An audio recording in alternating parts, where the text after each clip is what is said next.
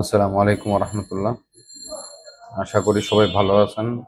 একটুখানি সাউন্ড আসতেছে নাকি না যদি একটুখানি জানাতেন আমার জন্য খুব সুবিধা হতো।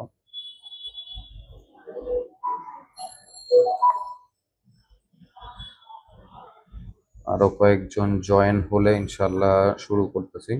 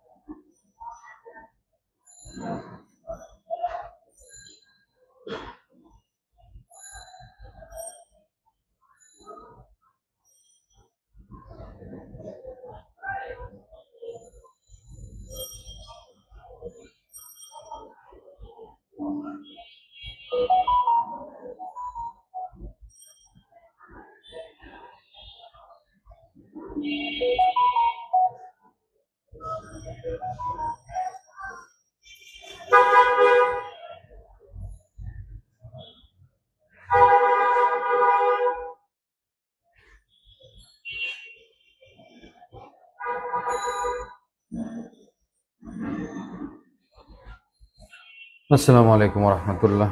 আশা করি সবাই ভালো আছেন, আপনাদের দোয়ায় আলহামদুলিল্লাহ আমিও সুস্থ। মাঝখানে একটু অসুস্থ ছিলাম, এই জন্য লম্বা সময় লাইভে আসতে পারিনি। যাই হোক, সবচেয়ে বড় কথা, হজের ফ্লাইট শুরু হবার বাকি আছে আর মাত্র খুব বেশি হলে 9 দিন।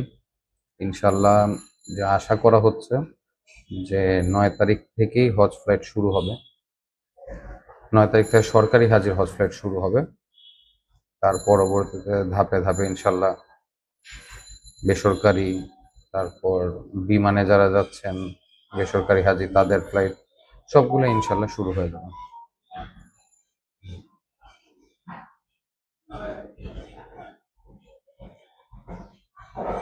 যে কারণে আজকে লাইভ, গত কিছুদিন ধরে অনেক প্রশ্ন আসছে আমার কাছে, আমি আসলে উত্তরগুলো দিতে পারি নাই, বা অনেকে হয়তো বা বিভিন্ন জায়গায় বিভিন্ন ইনফরমেশন নিয়ে একটুখানি মিসগাইডেড হয়েছেন, আমি দেখছি। কিন্তু আসলে উত্তরগুলো দেই নাই ইচ্ছা করেই। উত্তরগুলো ইচ্ছা করে দেই নাই একটাই কারণে, যে আসলে দেখতে চাচ্ছিলাম যে মানে প্রশ্নগুলা কি এই বছর যারা হজ করতে যাচ্ছেন তাদের প্রশ্ন নাকি, কিছু প্রশ্ন আছে মানুষ অযথাই করে এই প্রশ্নগুলা। তো আমি আগেই বলে রাখি সবসময় যে আমি কোনো মৌলানা বা মুফতি না।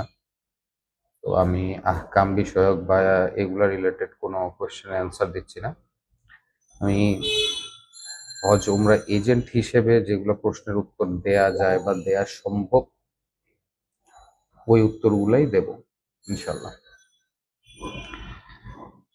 প্রথম কথা হলো গিয়ে যে অনেকেই আমার পেজে প্রশ্ন করছে যে কি কি নিয়ে যাব, যদি এটার একটা শর্ট লিস্ট বা শর্টের মধ্যে জানানো যায় যে কি কি নেওয়া দরকার।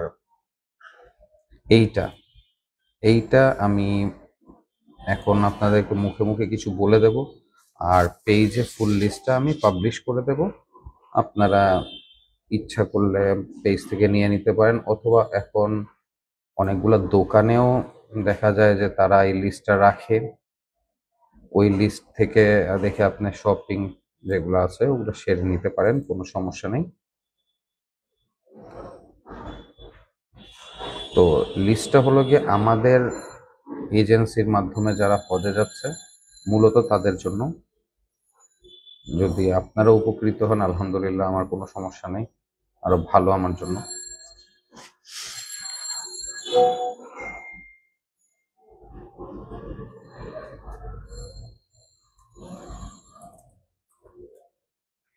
প্রথম কথা, লিস্টটা নিয়ে শুরু করি। পুরুষদের এহরাম নিয়ে অনেকেই কনফিউশনে আছেন যে কয় সেট নেবেন, কি করবেন। পুরুষদের এহরাম আমরা সাধারণত ঢাকা থেকে বলি যে ঢাকা থেকে পাতলা এহরাম যেটা,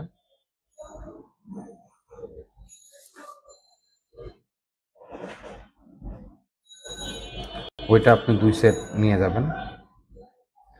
আর হলো গিয়ে তৎপরবর্তীতে যদি আপনার মোটা এহরাম প্রয়োজন হয়, সৌদি আরবে যাওয়ার পরে যদি মনে হয় যে আপনার প্রয়োজন, তাহলে আপনি ওখানে গিয়েও কিনতে পারেন। আর এখন ঢাকায় অনেকগুলা কোম্পানি আছে যারা ভালো এহরামের কাপড় বিক্রি করতেছেন, তো ওগুলো ওদের থেকে আপনি নিতে পারেন, কোনো সমস্যা নেই। এটা গেল পুরুষেরটা। মহিলাদের এহরামের ক্ষেত্রে আমরা মিনিমাম বলি 3 সেট নিয়ে নেওয়ার জন্য। 3 সেটের মধ্যে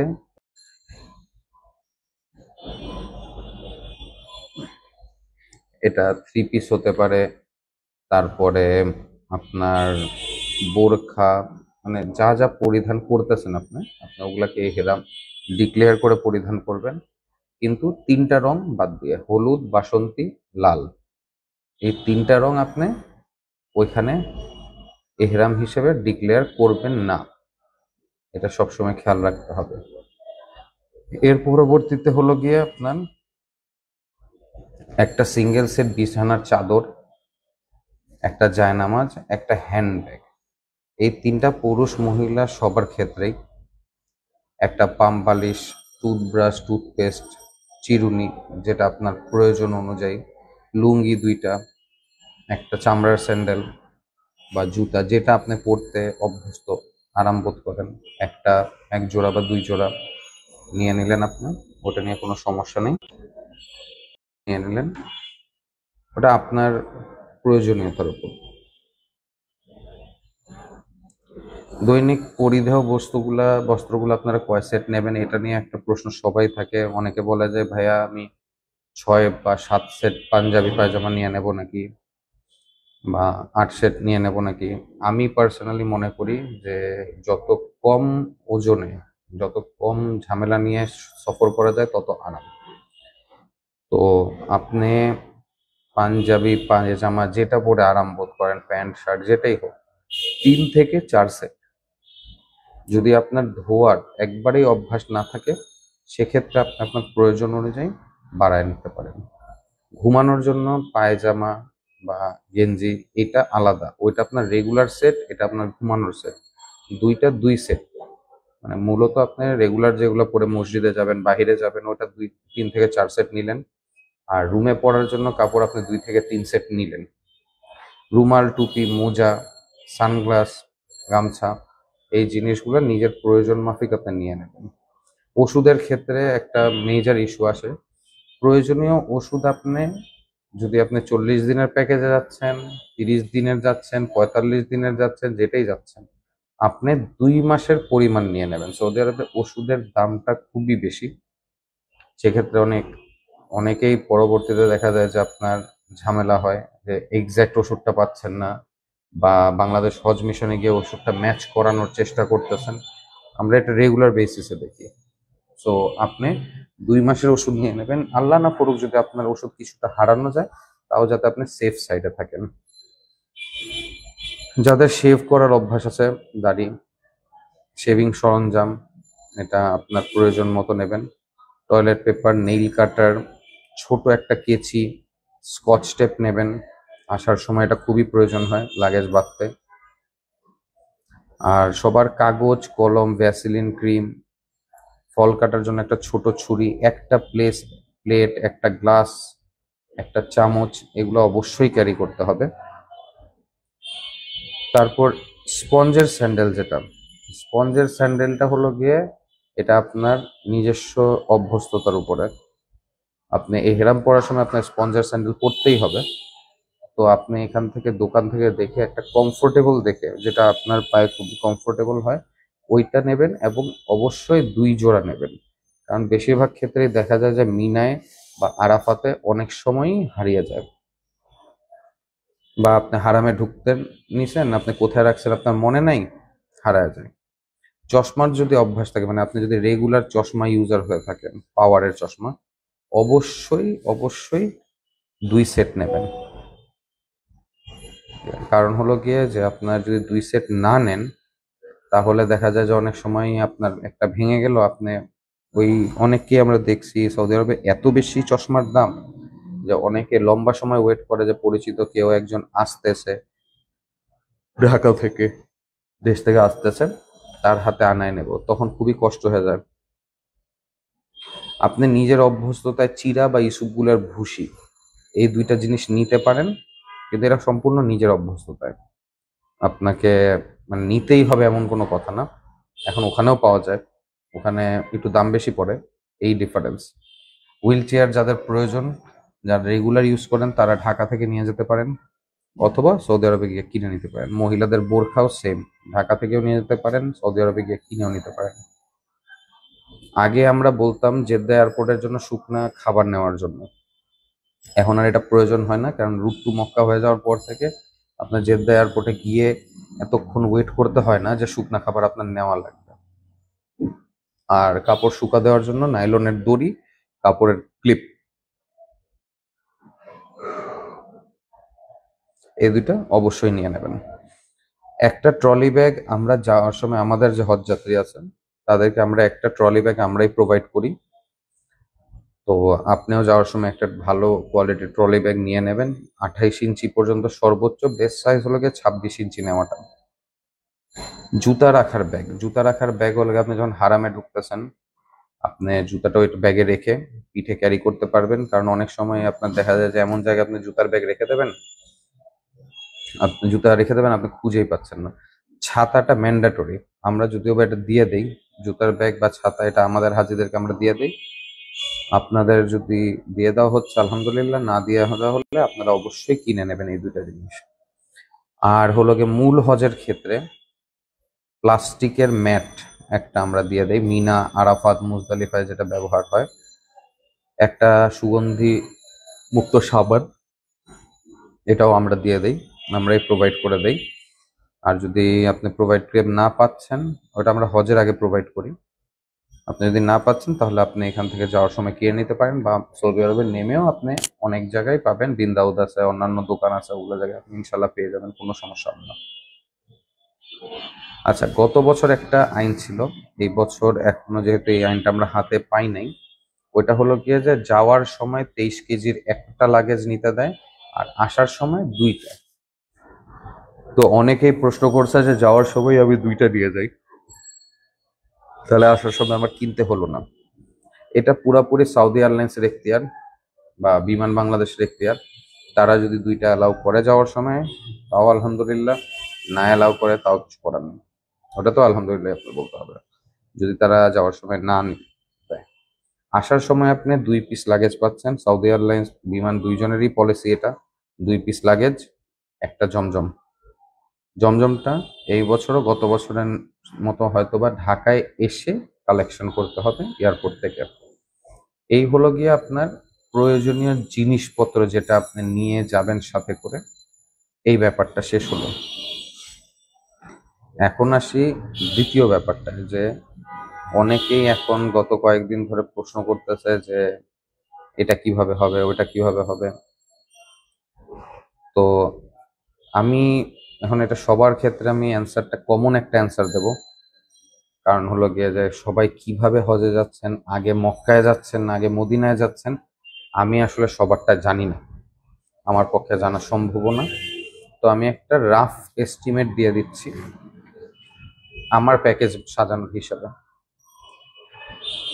যদি আপনি, আমি যেমন প্যাকেজ হলো গিয়ে আমার এখান থেকে ঢাকা থেকে প্রথমে মক্কায়, মক্কায় হারামের কাছাকাছি প্রথমে 20 থেকে 21 দিন থাকা, হারামের কাছাকাছি হোটেলে। যেমন আমার একটা প্যাকেজ আছে যেটা 5 স্টারে থাকে, একটা প্যাকেজ আছে ইকোনমি যেটা নন স্টারে থাকে, কিন্তু হারামের কাছাকাছি থাকে, হারাম থেকে দূরে না। আমার ইকোনমি প্যাকেজ যেটা আছে ওটা 700 মিটার্সের মধ্যে রাখার আমি চেষ্টা করি, বাকিটি আল্লাহর হাতে থাকে। তো আপনি যদি এভাবে যাচ্ছেন যে প্রথমে আপনি হারামের কাছাকাছি 20 থেকে 21 দিন থাকবেন, তো সেই ক্ষেত্রে আপনি ঢাকা এয়ারপোর্ট থেকেই বা হজ ক্যাম্প থেকেই এহরাম পরে নেবেন? এই কোয়েশ্চেনটা আমাকে অনেকে করছে। যদি আপনি মক্কায় যাচ্ছেন তাহলে অবশ্যই অবশ্যই আপনি ঢাকা থেকে এহরাম পরে নেবেন, কারণ ফ্লাইট ডাইরেক্ট, আপনি ফ্লাইটে পড়ার কোনো সুযোগ নেই। আপনি উল্টা ফ্লাইটে এহরাম পড়তে গেলে আপনার এহরাম নষ্ট হওয়ার সম্ভাবনাই বেশি, মানে ভালো কিছু হবে না, এটুক শিওর থাকেন আপনার। আর দ্বিতীয় কথা হলো গিয়ে, যদি আপনি প্রথমে মদিনা যাচ্ছেন, মদিনায় গেলে আপনার এহরাম পরার প্রয়োজনীয়তা নাই, কারণ আপনি মদিনায় যাচ্ছেন, প্রথমে আপনি 8 দিন 7 দিন 9 দিন যেটাই থাকেন মদিনায় থাকবেন। মদিনা থেকে ব্যাক করার সময় আপনি এহরাম পরিধান করবেন। এই হলো গিয়ে আপনার প্রথম স্টেপ। এবার আসি দ্বিতীয় স্টেপে। দ্বিতীয় স্টেপে হলো গিয়ে, অনেকে কোয়েশ্চেন করছে যে ভাইয়া আমি প্রথম দিকের ফ্লাইটেই যাচ্ছি, তো 20 থেকে 21 দিন কি করব? এখন এই প্রশ্নটা খুবই মানে মানে একটা প্রয়োজন ছাড়া প্রশ্ন, কারণ আপনি আল্লাহর ঘরে যাচ্ছেন, আপনি কি করবেন এটা আসলে আমি বলার কেউ না, এটা আপনি নিজে আমার থেকে ভালো জানেন। তাওয়াফ করতে পারেন, প্রথমত 5 ওয়াক্ত নামাজ তো পড়বেনই। অনেকের যেমন টার্গেট থাকে যে আমি হজ পূর্ববর্তী মানে মসজিদুল হারামে একটা কোরআন শরীফ খতম দেব, মদিনায় একটা খতম দেব, তৎপরবর্তীতে একটা খতম দেবো, মানে 3 খতমের টার্গেট নিয়ে অনেকে যায়। এটাও একটা ভালো জিনিস। আপনি যত ইস্তেগফার করতে পারেন, পুরা টাইম হারামে কাটান, হারামে বসে কাবা ঘর দেখাটাও একটা ইবাদতের অংশ। তো আপনাকে আসলে কি ইবাদত করবেন এটা আসলে আমি কিছুই বলতে পারবো না, কারণ এটা সম্পূর্ণভাবে আপনার ভিতর থেকে আসবে। আপনি এটা আমার থেকে খুবই ভালো জানেন।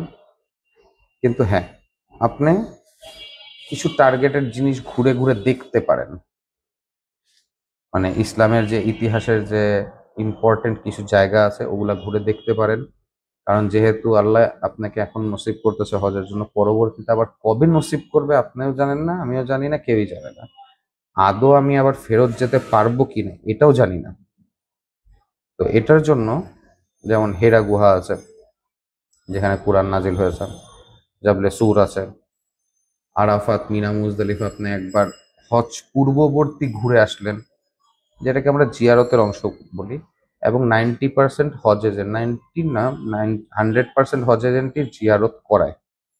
তো আপনাকে একদিন তারা জিয়ারতে নিয়ে গেল, আপনি জায়গাগুলো একটু দূর থেকে দেখলেন, বা হয়তো আপনি প্রপারলি দেখতে পারলেন না সময় স্বল্পতার কারণে, আপনি আপনার সাথী আরো কয়েকজন হজযাত্রী নিয়ে বের হয়ে গেলেন যে আপনি হেরা গুহায় উপরে উঠবেন। হেরা গুহায় উপরে ওঠাটা আমি তাদেরকেই প্রেফার করি যারা আসলেই লোডটা নিতে পারবেন। উঠতে মোটামুটি 1.5 ঘন্টা সময় লাগে। ফজর নামাজ পড়ে যদি আপনি রওনা দিয়ে দেন তাহলে ঠান্ডায় ঠান্ডায় আপনি উঠে যেতে পারবেন, ঠান্ডায় ঠান্ডায় নেমেও আসতে পারবেন। জাবলে সুর সেম, ফজরের পর রওনা দিয়ে মোটামুটি 2 ঘন্টা লাগবে উঠতে, 1.5 ঘন্টা লাগবে নামতে। এই দুই জায়গা মক্কার মধ্যে ঘুরে আসতে পারেন। মক্কার মধ্যে আরো কয়েকটা দর্শনীয় স্থান যেগুলো আছে ওখানে আপনি ঘুরে দেখতে পারেন। এগুলার বিভিন্ন তালিকা আপনি অনলাইনে পেয়ে যাবেন। যদি মানে আমি দেখি যে রিকোয়েস্ট বেশি আছে, তাহলে হয়তো বা আমি এরকম একটা তালিকা মক্কায় ঘুরে দেখার স্থান সমূহের ইসলামিক ইতিহাসের আমি ওই জায়গাগুলো দিয়ে দেবো লিস্ট। আল্লাহ রসুলের জন্মস্থানটা দেখতে পারেন যেটা হারামের কাছাকাছি, মসজিদ জিনের এখানে যেতে পারেন, জান্নাতুল মালা যেতে পারেন। জান্নাতুল মালায় আসরের পর বা যে কোনো একটা জানাজার সাথে যদি ঢুকতে পারেন আরো ভালো। তো এই জিনিসগুলো আপনি করতে পারেন। তো ঘুরে দেখার ব্যাপারটা হলো গিয়ে আপনার ব্যাপার। আপনি যত, আমি সবসময় রেফার করব যত বেশি সময় আপনি আপনার যত বেশি সময় আপনি মসজিদুল হারামে কাটাতে পারেন প্রথম 20 দিন, এটা আপনার জন্য সবচেয়ে বড় বোনাস। কারণ এই সময় হারাম ফাঁকা থাকে, আপনি নিজের মন মতো ইবাদত করতে পারবেন। ওয়ালাইকুম আসসালাম ইমরান ভাই। হ্যাঁ ভাই, গত বছর আমরা একসাথে হজ করছি, অনেক অনেক আনন্দের সাথে একটা সময় কাটিয়েছি।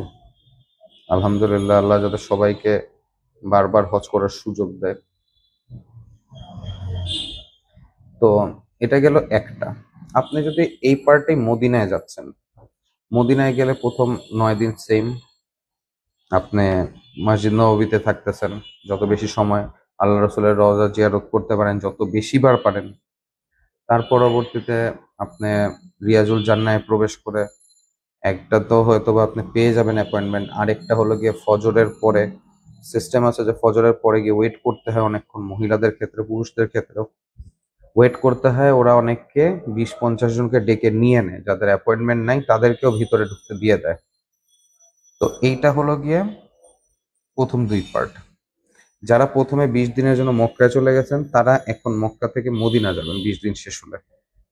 মদিনা যখন যাবেন, মদিনায় 90% হজযাত্রী বাঙালি বিশেষ করে। ট্রান্সপোর্টেশন ব্যবস্থাটা হলো গিয়ে বাস দিয়ে। বাস দিয়ে কারণ হলো গিয়ে কি, অনেকে আমাদেরকে প্রশ্ন করছে যে আপনারা বাস দিয়ে কেন, ট্রেন দিয়ে নিয়ে যেতে পারেন, তাহলে আমাদের জন্য সুবিধা হয়। ট্রেন দিয়ে নিতে পারি, কিন্তু তখন ট্রেনের যে খরচটা আছে, সরকারি যে ভিসা ফি এবং অন্যান্য, এইটার মধ্যে ইনক্লুডেড না। ওটাকে সম্পূর্ণভাবে আলাদাভাবে পেমেন্ট করতে হবে, আলাদাভাবে পারমিট বের করতে হবে, ওটা দিয়ে আপনি যেতে পারেন, কোনো সমস্যা নেই। আমরা নেই না কেন ওইটা বলে, না নেওয়ার মূল রিজনটা হলো গিয়ে, প্রথম রিজন আপনাকে প্রথম হোটেল থেকে বাসে করে আমাকে ট্রেন স্টেশন পর্যন্ত নিয়ে যেতে হবে। ট্রেনে করে আপনি মদিনা পৌঁছালেন, মদিনার ট্রেন স্টেশন থেকে আবার বাসে করে আপনাকে হোটেলে নিয়ে যেতে হবে। যতটুকু সময় বাঁচবে ওর থেকে বেশি এখানে হ্যাসেল হয়ে যাবে। গেল আসার সময় যে ঝামেলাটা, আসার সময় প্রথমে আপনাকে বাসে করে আমাকে নিয়ে আসতে হবে মিকাত। যেহেতু মদিনা থেকে ফেরত আসার সময় সবাই মোটামুটি ওমরা করে, মিকাত নিয়ে আসতে হবে। মিকাত নিয়ে এসে আবার মিকাত থেকে আপনাকে আমার আবার বাসে করে নিয়ে যেতে হবে ট্রেন স্টেশনে। ট্রেন স্টেশন থেকে আসবেন মক্কা, মক্কায় আপনাকে ট্রেন স্টেশন থেকে আবার বাসে করে নিয়ে আমার যেতে হবে হোটেলে। এই পুরা হ্যাসেলটা করতে যতটুক সময় বাঁচে ওর থেকে বেশি পেরেশানি শুরু হয়। তো এই জিনিসটা আমরা এই জন্য করি না। এখন আপনি পার্সোনালি যদি করতে চান, আপনি আপনার এজেন্টের সাথে কথা বলে আপনি পাসপোর্ট রিলিজ করার যদি হ্যাসেলটা নিয়ে গিয়ে আপনি শেষ করতে চান, করতে পারেন, কোনো সমস্যা নেই। এখন আসি হলো গিয়ে মদিনার ব্যাপারটা নিয়ে। রিয়াজুল জান্নায় এখন অ্যাপয়েন্টমেন্ট ছাড়া ঢুকা প্রায় অসম্ভব। অ্যাপয়েন্টমেন্ট আপনার থাকতেই হবে নুসুক অ্যাপের মাধ্যমে। ওই অ্যাপয়েন্টমেন্ট দেখাই আপনাকে ঢুকতে হবে। এই বছর আদৌ গ্রুপ অ্যাপয়েন্টমেন্ট দেবে নাকি সন্দেহ আছে, কারণ আমরা রমজানে যখন আপনার ওমরায় গেছি তখন শুনেছি যে ওরা গ্রুপ অ্যাপয়েন্টমেন্ট যেটা এটা বন্ধ করে দিয়েছে। গ্রুপ অ্যাপয়েন্টমেন্ট শেষের দিকে বন্ধ করে দেওয়ার কারণে যারা যারা নুসুক অ্যাপের মাধ্যমে অ্যাপয়েন্টমেন্ট নিতে পারছে তারাই শুধু যেতে পারছে। এখন আরেকটা নতুন আইন আছে, 365 দিনের মধ্যে যদি আপনি সেকেন্ড টাইম অ্যাপ্লাই করেন, আপনার নুসুক অ্যাপ আপনাকে কোনোভাবে অ্যাপয়েন্টমেন্ট দেবে না। তো আপনাকে এইটা একটুখানি ব্যালেন্স করে চলতে হবে। আপনি আপনার হিসাব জানেন, যারা গত বছর হজে গেছে এই বছর আবার যাচ্ছে তাদের জন্য জিনিসটা একটু কষ্টকর, বা রমজানে যারা গেছে এখন আবার হজে যাচ্ছে তাদের জন্য বিষয়টা একটু কষ্টকর। কারণ হলো গিয়ে যে নুসুক অ্যাপে তারা অ্যাপয়েন্টমেন্ট পাবে না। তাদের যেটা করতে হবে, ওই ফজরের নামাজের পরে 37 নম্বর গেটের বাহিরে অপেক্ষা করতে হবে প্রতিদিন, যে 20-50 জন করে তারা অ্যাপয়েন্টমেন্ট ছাড়া টেনে ভিতরে ঢুকাবে। ওইটাই আপনার সম্বল, এটা ছাড়া কোনো সলিউশন নাই। আর যেহেতু এখন পর্যন্ত গ্রুপ অ্যাপয়েন্টমেন্টের কিছু সৌদি গভর্নমেন্ট আমাদেরকে জানায় নাই, তো আমরা আপাতত এটা না ধরেই কাজ করতেছি। এখন নুসুক অ্যাপটা অনেকেই চালাতে একবারেই পারেন না, তাদের জন্য, যারা নুসুক অ্যাপটা একবারেই চালাতে পারেন না তাদের জন্য প্রথম কথা হলো গিয়ে আপনার একটা স্মার্টফোন থাকতে হবে। সৌদিতে গিয়ে আপনার একটা সিম কার্ড, লোকাল সিম কার্ড কিনে ফেলতে হবে, এবং আপনার নুসুক অ্যাপের মধ্যে রেজিস্ট্রেশন করে আপনার ওখানেই অ্যাপয়েন্টমেন্ট আসবে। ওখানে আপনার ভিসা নাম্বারটা লাগবে, পাসপোর্ট নাম্বারটা লাগবে, আর একটা মোবাইল নাম্বার লাগবে, একটা ইমেল অ্যাড্রেস লাগবে। এই কয়টা জিনিস এন্টার করে আপনি রেজিস্ট্রেশনটা কমপ্লিট করে ফেলতে পারেন। রেজিস্ট্রেশনটা কমপ্লিট করলেই নুসুক অ্যাপে আপনাকে 2টা বুকিং দেওয়ার ফরম্যাট দেখাবে।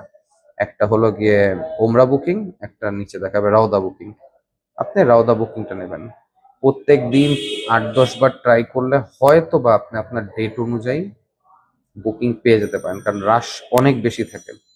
যারা হজে প্রথম দিকের ফ্লাইটগুলোতে যাচ্ছেন তাদের জন্য বুকিং পাওয়াটা কিছুটা সহজ। কেন? তারা মক্কায় নেমে গেছে, তারা জানে যে তারা কয় তারিখে মদিনা যাচ্ছে, ওই তারিখের রেঞ্জের ভিতরে তারা যে কোনো সময় সিলেকশনটা করে ফেলতে পারে। তো তাদের জন্য সহজ ব্যাপারটা, কিন্তু যারা দেরি করে যাচ্ছেন তাদের জন্য ব্যাপারটা একটু হার্ড হয়ে যায়, কারণ যেহেতু তারিখ জানাটা একটা মেজর একটা ইস্যু।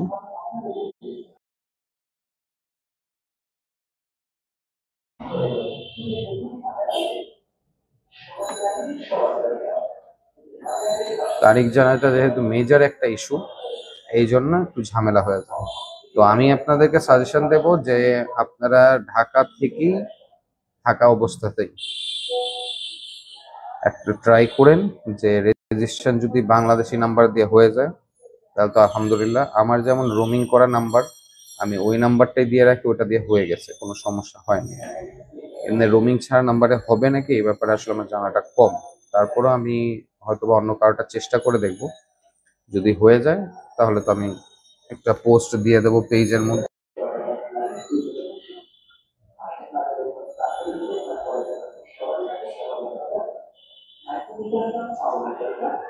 একটুখানি হোল্ড করবেন।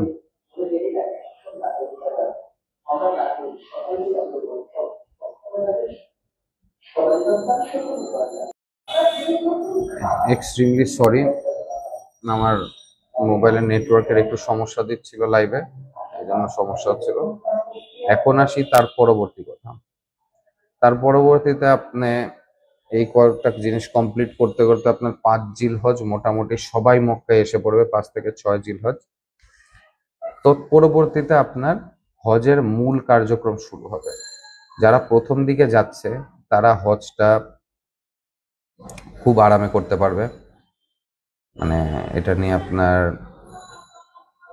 হজটা না সরি প্রথম উমরাটা যেটা খুবই আরামে করতে পারবেন, আপনার ফাঁকা থাকবে।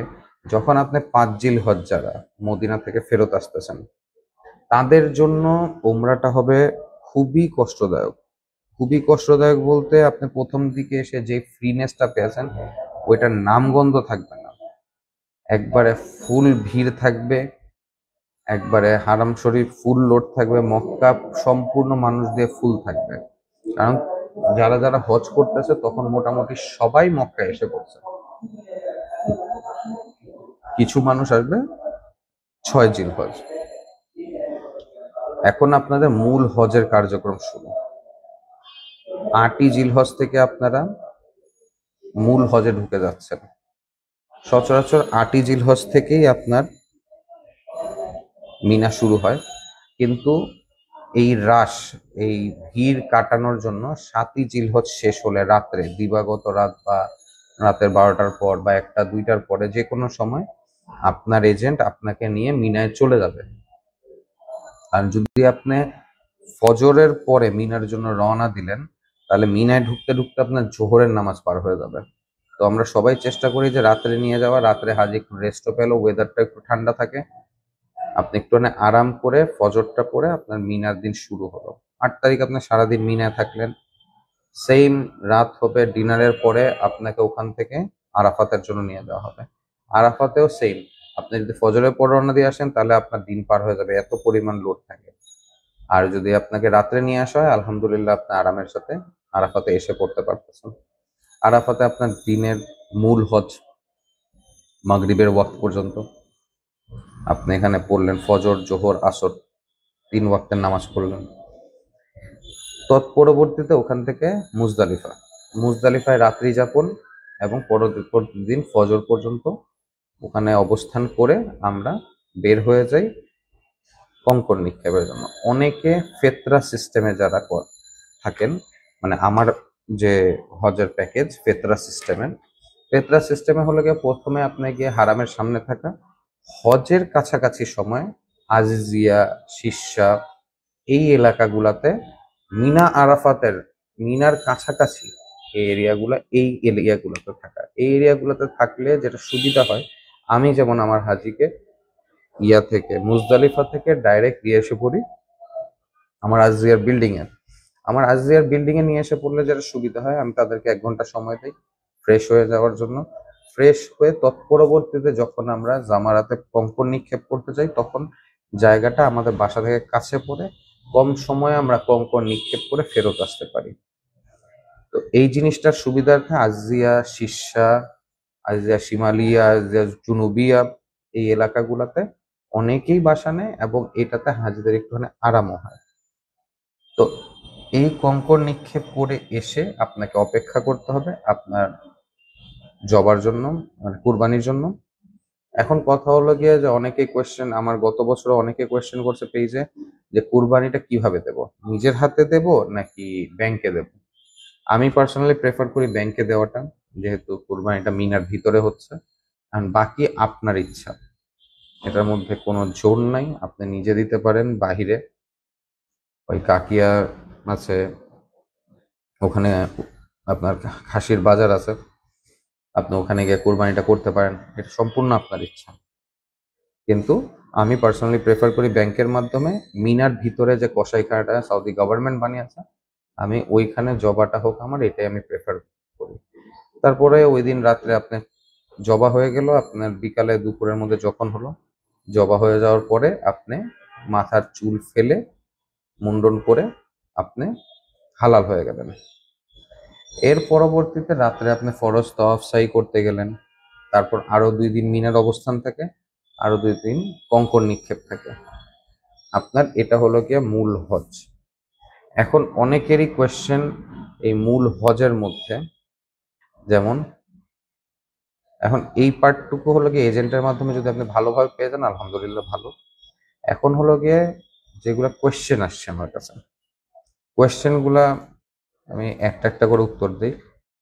যেমন অনেকেই আমাকে কালকে পর্যন্ত, পরশুদিন পর্যন্ত কোয়েশ্চেন আসছে যে আমার এজেন্ট প্রথম যে বাড়িটায় রাখতেছে এটা হারাম থেকে দূর, আমি আরো সামনে থাকতে চাই, কি করা যেতে পারে। আপনি আপনার এজেন্টের সাথে কথা বলেন যে ভাই আপনি আমাকে একটা সামনের রুম ঠিক করে দেন, কত টাকা আসে আমি দিয়ে দেবো আপনাকে, এটা করতে পারেন। অথবা আপনি আপনার পরিচিত অন্য কেউ আছে, মক্কা টাওয়ারে থাকতেছে, জমজম টাওয়ারে থাকতেছে, আপনি তাদের সাথে কথা বলে, যদি তাদের ওখানে বেড খালি থাকে এবং তারা কিছু হাদিয়ার মাধ্যমে আপনাকে রুম দিয়ে দিতে, আপনাকে রুমে থাকতে দেয়, তাহলে তো আলহামদুলিল্লাহ থাকতে পারেন, কোনো সমস্যা নেই। এখন কথা হলো গিয়ে গতকাল আমার কাছে প্রশ্ন আসছে যে ভাইয়া হজে এই বছরই যাব, কিন্তু আমি প্রাক নিবন্ধনও করিনি, নিবন্ধনও করিনি। যে যে এজেন্সির কাছে রিপ্লেসমেন্ট কোটা খালি আছে তারা আপনাকে এখনো নিতে পারবে, কোনো সমস্যা নেই। আমার রিপ্লেসমেন্ট কোটা নেই, আমার বিল্ডিং অলরেডি কমপ্লিট হয়ে গেছে। আমি ইনশাল্লাহ টার্গেটেড হলো যে আজকে রাত্রেই সব ভিসা প্রিন্ট করে ফেলবো, ভিসার জন্য ব্যবস্থা করে ফেলবো। দেখা যাক, এখন এগুলা তো নিয়ত করতেছি, বাকি আল্লাহর হাতে। আচ্ছা, আমাকে আবার আজকে একজন নক করছে যে উমরা ভিসা করে দিতে পারবেন নাকি। না, উমরা ভিসা করে দিতে পারবো না, কারণ উমরা ভিসা বের হচ্ছে না, যেগুলা বের হচ্ছে ওগুলো এতই এক্সপেন্সিভ যে আসলে ওটার কোনো মানেই হয় না। গেল।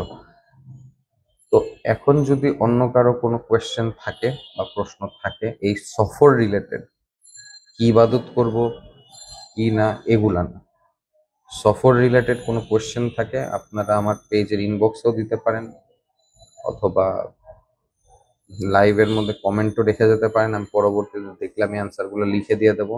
বা যদি অনেক বেশি প্রশ্ন থাকে তাহলে আমি ভিডিও করে দিয়ে দেবো।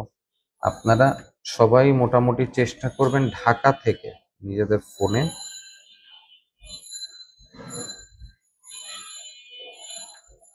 নুসুক অ্যাপটা,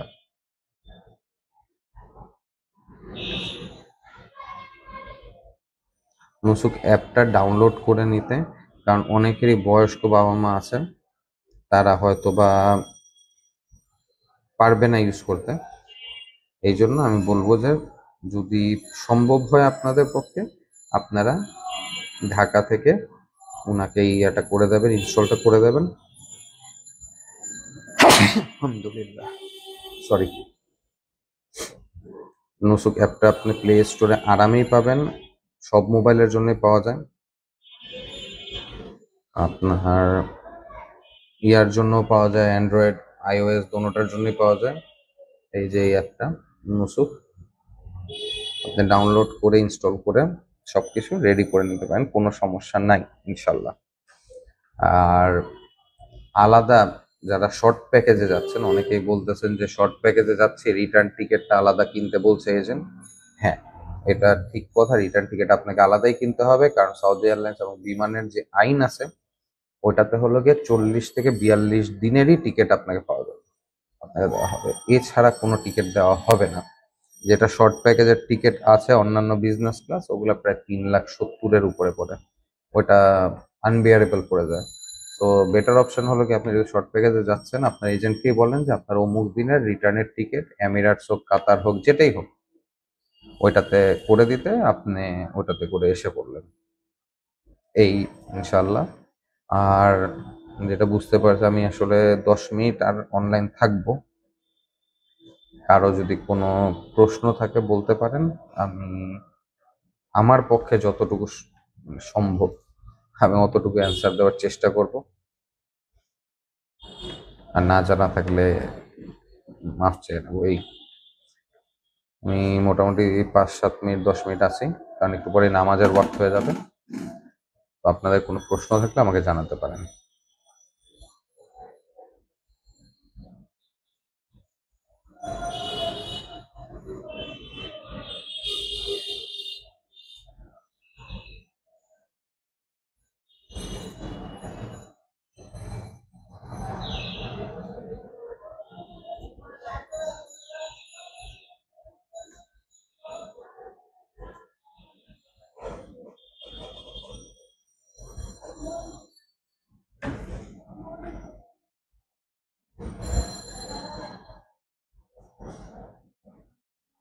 আমার মনে হয় কারো কোনো প্রশ্ন উত্তর নাই। আমি তাহলে লাইভটা আজকে এখানেই শেষ করি। এরপরে যদি আপনাদের কোনো প্রয়োজন থাকে আপনারা পেজে নক দিতে পারেন, আমি যথেষ্ট চেষ্টা করবো উত্তর দেওয়ার, কারণ সবসময় আবার উত্তর দেওয়া সম্ভব হয় না, কারণ ব্যস্ততা থাকে। তো তখন আমি হয়তো আমার অন্য কোনো স্টাফ যদি পারে উত্তরটা দিয়ে দেবে ইনশাল্লাহ। ঠিক আছে, আজকের মতন এটুকুই, দোয়া রাখবেন। ইনশাল্লাহ পরে কখনো যদি সুযোগ হয় অবশ্যই আবার লাইভ করার চেষ্টা করবেন ইনশাল্লাহ। আসসালামু আলাইকুম ওয়া রাহমাতুল্লাহি ওয়া বারাকাতুহু।